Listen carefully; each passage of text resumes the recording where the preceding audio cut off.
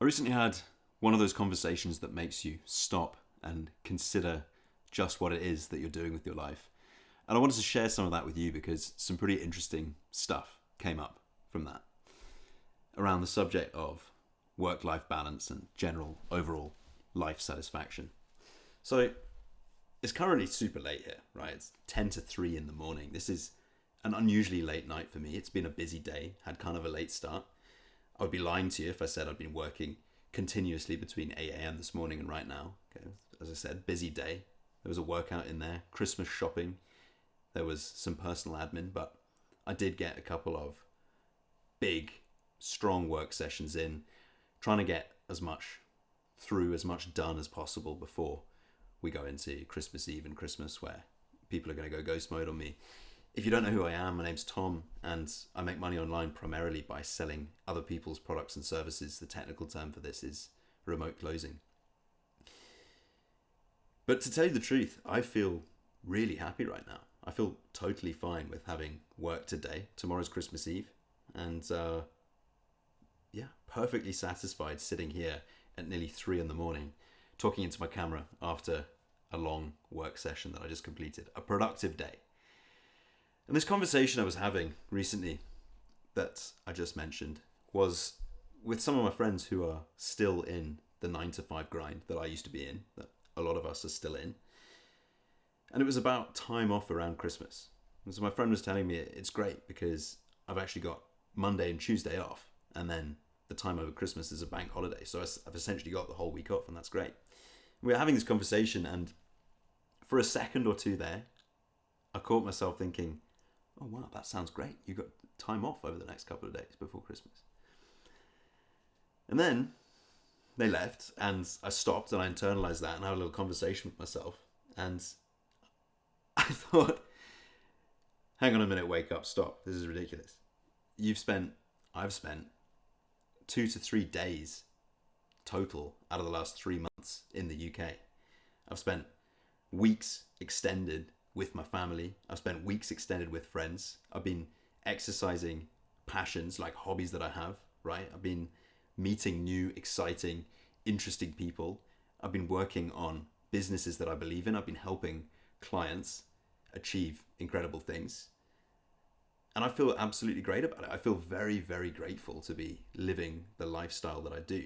And I don't say that to brag or to show off. I say that because this is something that I wanted to achieve for a very long time. It took me a long time to get to this point. I'm not where I want to be yet. I don't know if I ever will be, truthfully. But I think sharing some of the things that I'm going to share with you today could potentially, well, would have helped me if when I was back in that position to get to where I am now quicker, right? I don't have all of the answers by any means, but I've definitely learned a thing or two along the way. And here I am at 3 in the morning, right? Nearly 3 in the morning, sitting here having just done a work session. A lot of people think that this kind of behavior is very strange. I don't usually stay up this late, okay, fair enough, but I am the guy that will go on a trip with people and I'll leave midway through lunch to go and sit on my phone because I need to address something work related, or I'll get up from an activity that everyone's doing because I need to go and take a call. Or after lunch when everyone's relaxing and chilling out, I will go and get a work session and I'll get my laptop out. And people find this strange, right? I think part of it is the context that usually those situations that I'm describing, people are in their downtime, people are on holiday, and I'm not. That's just my life. But I'm totally happy and comfortable in that situation, and there's a couple of key reasons for that. And I want to break this down with a very brief psychology lesson in just a second, because I think it ties into this very, very neatly. But there's a couple of reasons why I'm totally happy being the person that is apparently a workaholic. The first is I wanted this, right? And I don't just mean that as in like I wanted this role that I've got. I mean, I wanted this lifestyle. I wanted to be working on something that I actually believe in, that I actually believe is bringing value into the world and bringing value to people. But it's also bringing value to me through that, and in a monetary sense as well, right? That's the second point. I'm getting paid well for what I do. I'm getting rewarded financially for what I'm doing.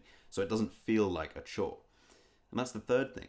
I've set up my life, I've set up my work life, if you will, to the point where I'm spending minimal time, I'm wasting minimal time on all of the nonsense that came with my 9 to 5 roles, right? Where you spend countless hours in the day going through the motions, doing the stuff that you have to do because you're in a corporate environment, okay?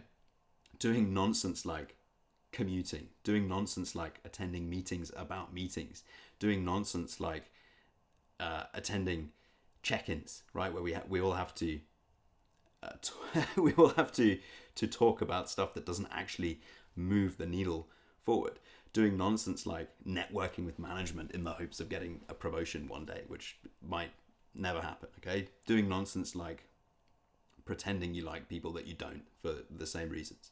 That was what annoyed me the most about being in 9 to 5 positions, was so much of that working day, that long working day, right? Which would sometimes start at 6, 7 in the morning once you factor in the commute time, and then end at like 8 in the evening, sometimes even later than that. So much of that time wasn't actually related to wasn't actually focused on working towards a goal that I actually wanted to achieve, and wasn't even focused on making money. It felt like just selling selling hours of your day in return for a pretty mid-tier salary at the end of the day. That was what really frustrated me about that. And now contrast that to doing what I'm doing, selling other people's products and services online, closing deals. So much more of my time is actually spent. In fact, nearly all of my time is actually spent exclusively on activities that actually move the needle forward, that actually get me closer to the place where I want to be. And that is why I feel completely satisfied sitting here at nearly 3 in the morning, having just blasted out a big work session. And that's why I feel completely happy leaving lunch to go and sit on my phone and address work-related activities, because it's not just pandering to appear like I'm busy, right? It's not pandering to appeal to some sort of weird corporate standard that no one really knows how that originated. I think it'd be pretty interesting to look into where corporate culture came from. That might bring up some stuff, but so much more of my time now is focused on actually achieving a goal. And so, with all of that in consideration, I'm completely happy working in Monday and Tuesday before Christmas. That actually brings a smile to my face, because it's not that everything that I do, and it's not that everything that you will do if you get into this, is entertaining and fun. It's just that you chose to do it, and it's all meaningful, and it's all actually having a tangible effect on moving the needle, right? On actually moving you forward into the place that you want to go to. And I think, of course, we all have different goals, and we all have different dreams, and we all have a different dream lifestyle that we want to be living. But working in remote sales and closing, working on your own business, all of that gives you something that a 9 to 5 role really can't give to very many people. And I'm not bashing on that lifestyle. If that is genuinely what you want, then I guess this just isn't for you. But I think we can tie this in with a brief psychology lesson. I'm not a psychologist, but I'm sure you might already be familiar with Maslow's hierarchy of needs.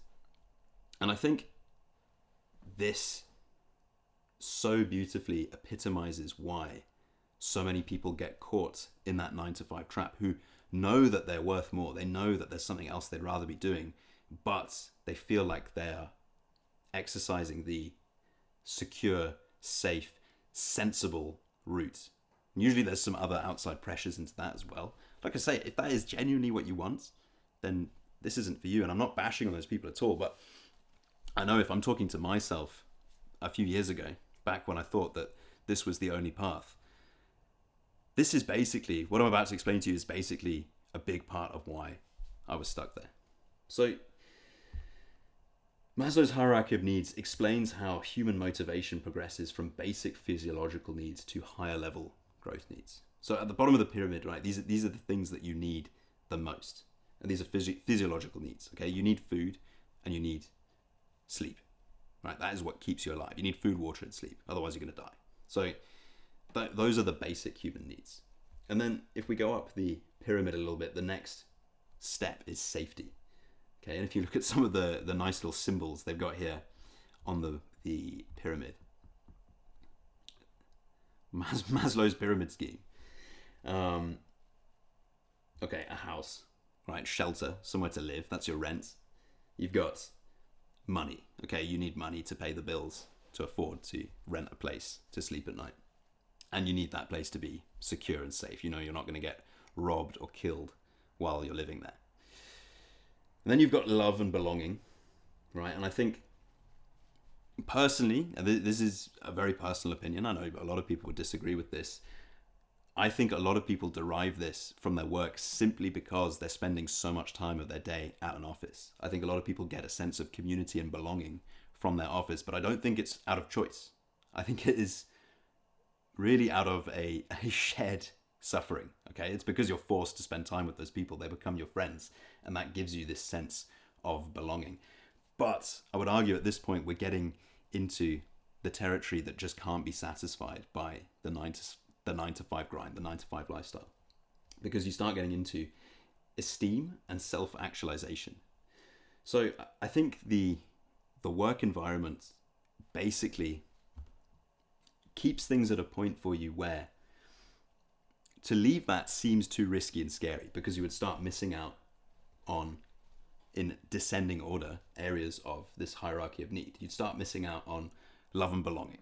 Right, that's something I hear all the time. People, I would quit my job, but the team's relying on me, and I feel bad because I know that this guy would get so much work if I left, and they'd have to hire someone new. It's like, man, they didn't have you before they hired you, and when you're gone, they're going to hire someone else.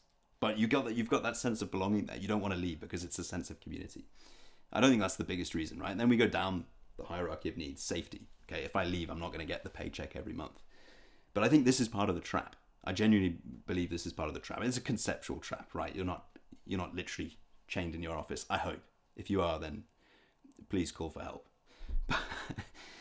But it's the safety. It's the safety net, which basically makes things just comfortable enough that leaving is more effort than staying is. But they're not good enough that you're actually excelling and loving your life. And that therein lies the carrot in front of the donkey, right? We get up to esteem. So it's almost a meme at this point, right?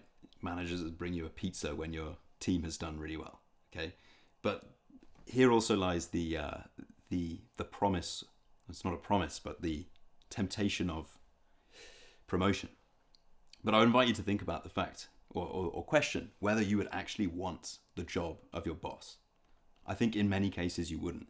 And this was a realization I had when I was working 9 to 5. I'm like, would I actually want to be in the position of my manager? And would I actually want to be in the position of my manager's manager?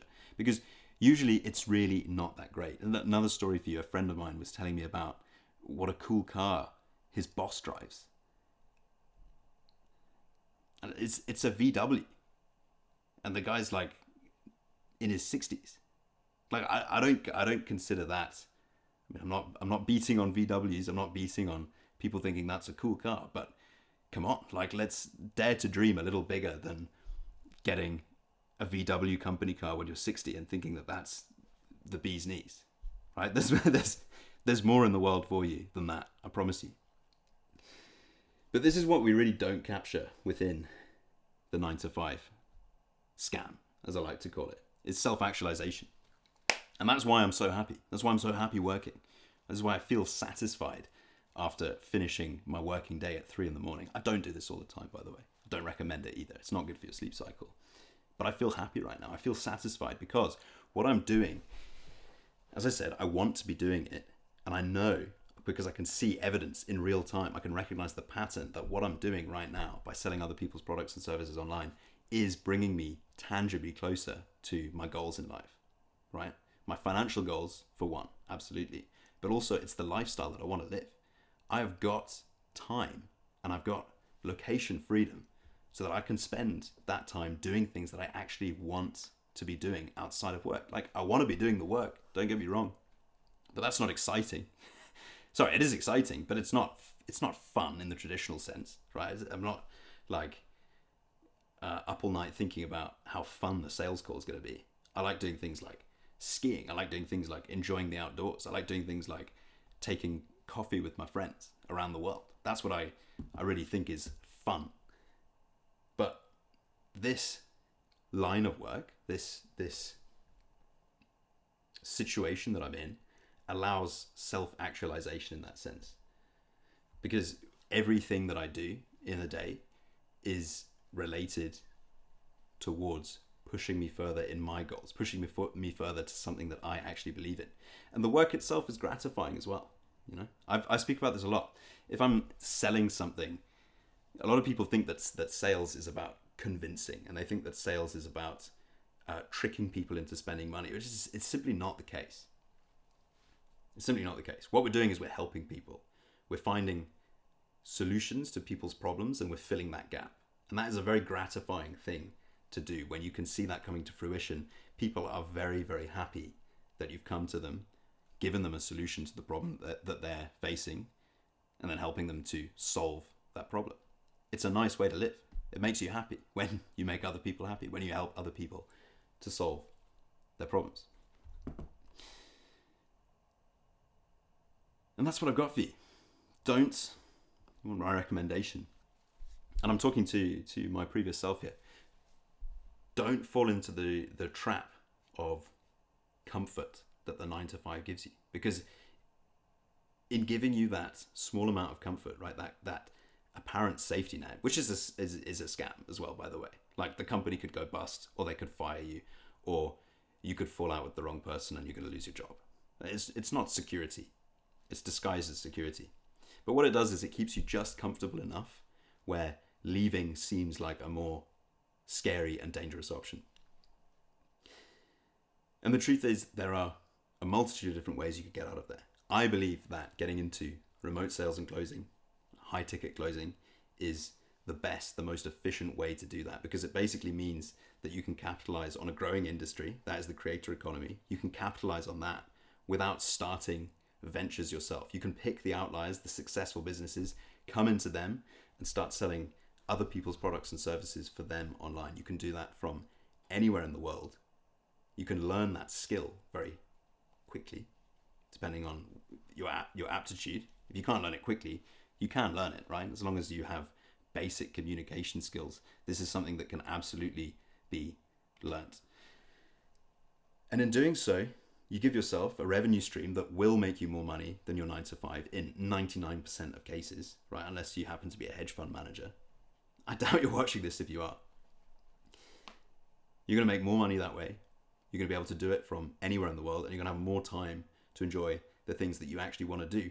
But because you're getting that self-actualization out of what you're doing, because you're actually being rewarded for it fairly, and because you can see a clear relationship between effort put in and money coming out, you're getting self-actualization from that. I'm not saying it's the most entertaining type 1 fun thing to do, to hop on sales calls, but it's certainly gratifying seeing the commission come in at the end of the month and seeing yourself getting better and seeing the results that you're getting for the people that you're selling to, seeing the client results coming through, and seeing that how your ability to solve problems is making a positive impact on someone's life in that way. So there we go. Feeling incredibly grateful to be living this life, feeling incredibly grateful for where I am right now. But long way away still from where I want to get to. But I hope some of that helps, because I think some of that would have helped me back when I was working a 9-to-5. I think some of that would have helped accelerate the learning curve. There you go. Plenty more to come. Hope you found that interesting. Catch you in the next one. Goodbye.